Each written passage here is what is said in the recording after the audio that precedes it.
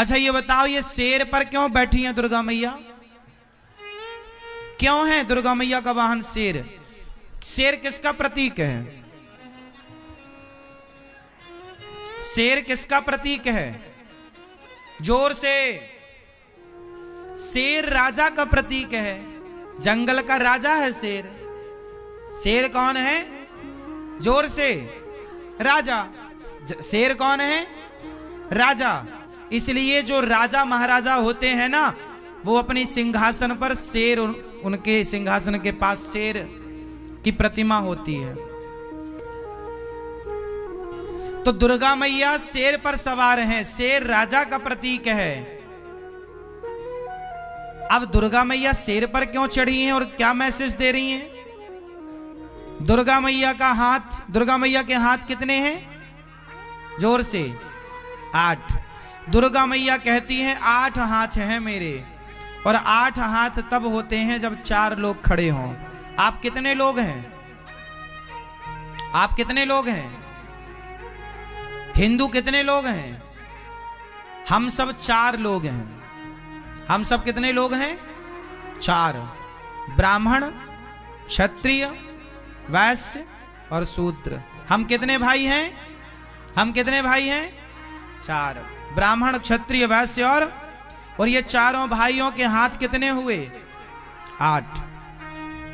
दुर्गा मैया कहती हैं कि तुम चारों यदि संगठित रहोगे तो दुनिया का कोई भी तुम्हारी तरफ देख ना पाएगा, तुम राजा बनकर सारी दुनिया पर राज्य करोगे। इसलिए दुर्गा मैया शेर पर सवार हैं।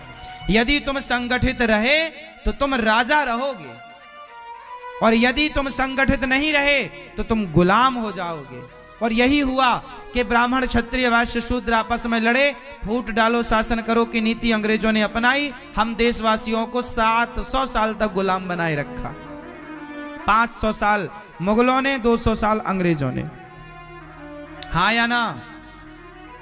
यदि तुम संगठित होते तो क्या मजाल की कोई तुम पर आक्रमण करता? हाँ या ना? इसलिए संगठित होना जरूरी है। और दुर्गा मैया शेर पर सवार होकर मैसेज दे रही हैं कि तुम संगठित होगे तो राजा की तरह रहोगे, राजा बन के रहोगे। लेकिन आपको तो लड़ना है आपस में। जातवाद का जहर कुछ लोग घोलते रहते हैं।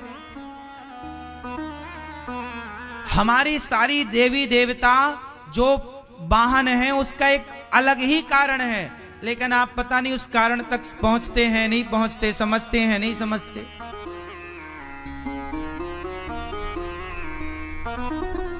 माता सरस्वती का वाहन क्या है?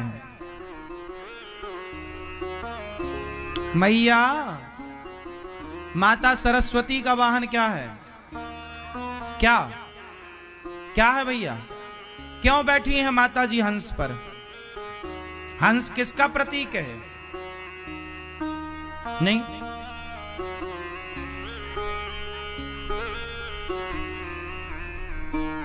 हंस का स्वभाव होता है कि वो दूध और पानी मिक्स करके रखने से वो दूध पीता है और पानी छोड़ देता है। तो हंस किसका प्रतीक हुआ? सार को ग्रहण करने का प्रतीक हंस है। सार को गही लहे, थोथा दे उड़ाए। तो हंस जो है वो दूध पीता है, पानी छोड़ देता है। तो सरस्वती मां बैठ गई हंस पर, समाज को मैसेज दिया कि विद्या वही सफल है, बुद्धिमान वही है जो सार को ग्रहण कर ले, असार को छोड़ दे।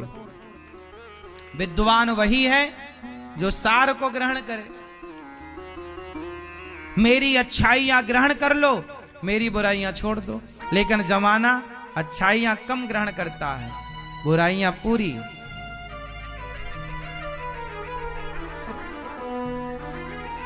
तो हंस पर बैठने के पीछे का मैसेज ये है। गणेश जी चूहे पर बैठे हैं। चूहा क्यों? चूहा किसका प्रतीक है? मैया बताएंगी, गुलाबी मैया, चूहा किसका प्रतीक है? नहीं, ये मैया बताएंगी, हमारी सोने वाली मैया जो जाग गई हैं। बताओ मेरी माँ, ये चूहा किसका प्रतीक है? ये इस तरफ की मैया बताएंगी सारी। चूहा किसका प्रतीक है? ये मैया बताओ, इस तरफ के मैया भैया, चलो बताओ किसके प्रतीक हैं? चूहा, मैया पीछे वाले भक्त बताएंगे चूहा किसका प्रतीक है? तर्क का। चूहा तर्क का प्रतीक, तर्क कुतरता रहता कुछ कुछ कुछ कुछ कुछ, चूहा तर्क का। और गणेश जी किसके प्रतीक हैं? बुद्धि के। गणेश जी है बुद्धि और चूहा है तर्क। तो गणेश जी चूहे पर बैठे हैं। बात ठीक है कि बुद्धि हमेशा तर्क पर ही सवार होती है।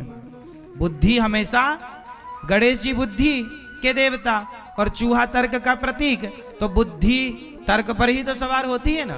तर्क क्या है? मां, ये क्या है? ये तर्क है। बिना तर्क के बुद्धिमान हो। छोटे छोटे बच्चा ना तर्क करते हैं, ये क्या है माँ, ये क्या है माँ, ये अंगूर ऐसा क्यों होता है? ये मैया माँ, ये केले के ऊपर छिलका क्यों होता है ना? ये आग गर्म क्यों होती है?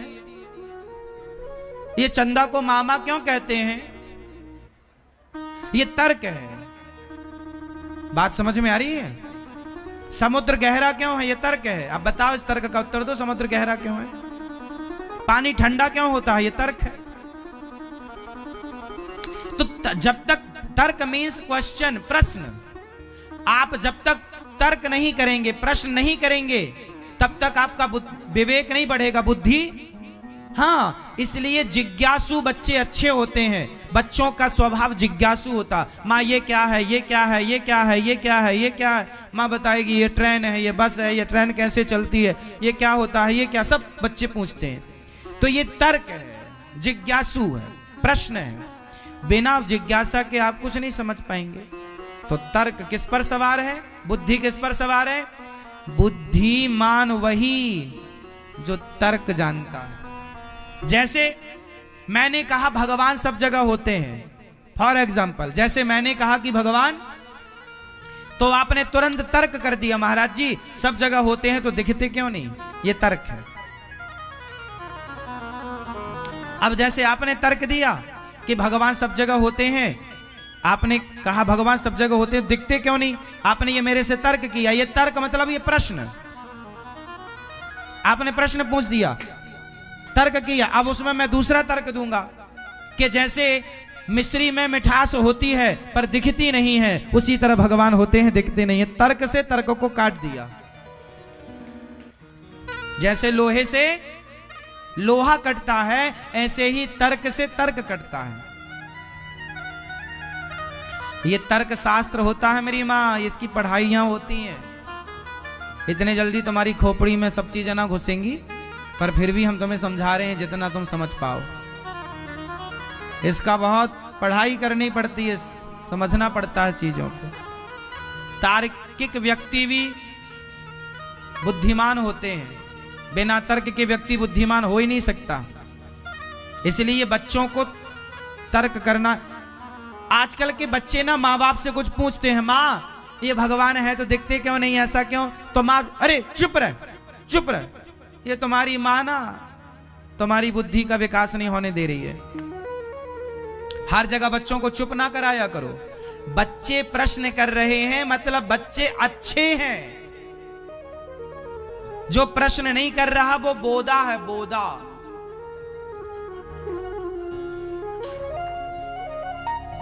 झंडू बाम कुछ नहीं पूछता, कुछ नहीं बोलता, बैठा ऐसे बोलते गांव में, बोदा कहीं का बोदा। वो बच्चे बहुत बुद्धिमान हैं जो बहुत सारे प्रश्न करते हैं। ये ऐसा क्यों? मतलब वो प्रश्न इसलिए कर रहे हैं, वो जानना चाहते हैं। वो क्या चाहते हैं? जानना। लेकिन आप माँ हो, आपको कुछ पता नहीं, बच्चे पूछ रहे हैं माँ ये भगवान दिखते क्यों नहीं है? तो चुप रह, भगवान पे सवाल खड़ा क्यों नहीं खड़ा करेगा? बताओ, उसे समझाओ, उसकी जिज्ञासा है, उत्तर दो। आपका धर्म है उत्तर देना। इसके लिए माँ बाप का सत्संगी होना जरूरी है। जब तुम सत्संग करोगे तो हर प्रश्न का उत्तर दे पाओगे। हम कथा ऐसी सुनाते हैं आपको कि आप हर प्रश्न का उत्तर दे पाओ। आप सुनते रहिए। आप 1 महीना की मेरी क्लास ज्वाइन कर लीजिए, 1 महीना सत्संग कर लीजिए। 1 महीने में आप 80% प्रश्नों के उत्तर देने लग जाएंगे। 1 महीने के अंदर सामान्य जो प्रश्न हैं, जो धर्म आध्यात्म से जुड़े हुए हैं, 1 महीना आप मेरी बातें समझ लीजिए। 1 महीने के अंदर आप इतने मजबूत हो जाएंगे कि आप विधर्मियों के तो हर प्रश्न का उत्तर दे पाएंगे। सत्संग करिए तो। और ये माँ बाप को बहुत जरूरी है। तुम्हारे बच्चे कल को कोई पूछेंगे तुमसे, तुम चुप ना हो जाना। और ना यदि तुमने बच्चों को चुप कराया तो बच्चे कल से कुछ नहीं पूछेंगे तुमसे। फिर क्या होगा? जो उनकी बुद्धि का विकास हो रहा था, तुमने उनकी विकास होती बुद्धि के मुंह में हाथ रख के उसे दबा दिया। उनका क्वेश्चन करना, तर्क करना इतना जरूरी होता है। जितना तार्किक बच्चा होगा उतना बुद्धिमान होगा। लेकिन माँ बाप क्या करते हैं? तू चुप रह। इसके बाद बच्चा समझ गया कि माँ के पास उत्तर नहीं है, इसलिए बच्चे पर तुम्हें बुद्धू भी समझने लगता है। मम्मी तो पागल है, पत्थर की पूजा करती है। अब तुम उसे संतुष्ट नहीं कर पाओगे तो वो तो तुम्हें पागल ही कहेगा। तुम बनी रहो पर कितनी भी बड़ी भक्त। बच्चों को तर्क से काटो। बच्चों के प्रश्न का उत्तर यदि तुमसे नहीं आता तो बच्चों से कहो, बेटा हम तुम्हें गुरुजी के पास लेकर चलेंगे, तुम गुरुजी से पूछना, वो तुम्हारे प्रश्न का उत्तर देंगे। इसी बहाने संतों के पास जाओगे, संत समाधान करेंगे तो बच्चों की श्रद्धा संतों से जुड़ेगी, बढ़ेगी और तुम्हारी भी गरिमा भी बनी रहेगी। अब तुम चुप करा दोगे तो बच्चों का जितना उत्थान होना था, जितनी बुद्धि का तेजी से विकास होना था, सब दब गया, खत्म। अब वो पूछें तो पूछें किससे? हाँ या ना? एक उम्र के बाद फिर बच्चे नहीं पूछते। 10, 12, 15 साल के भीतर ही सब बच्चे पूछते हैं। 13, 14 साल के बाद फिर बच्चे कुछ नहीं पूछते। हाँ या ना? ये बात सही है कि गलत है? इसलिए बच्चे जो पूछें खुशी खुशी उनके प्रश्न का उत्तर दिया करो और डांटा ना करो बच्चों को।